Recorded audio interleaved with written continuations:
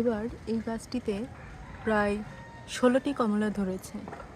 দেশি কমলা হয়তো বা। খেতে খুব বেশি স্বাদ না হলেও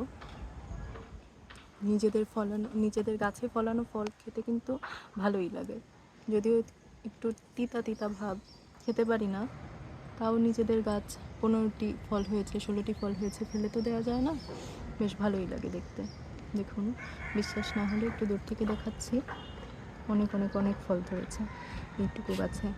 পরিচর্যা তেমন কিছু না, মাঝে মধ্যে একটু পটাশ দেওয়া হয়েছে আর পানি দেওয়া হয়েছে প্রত্যেক দিন, এটুকুই। নিচে অনেক আগাছা হয়েছে, পরিষ্কার করা হয় না, পরিষ্কার করলেই বারবার আগাছায় ভরে যায়।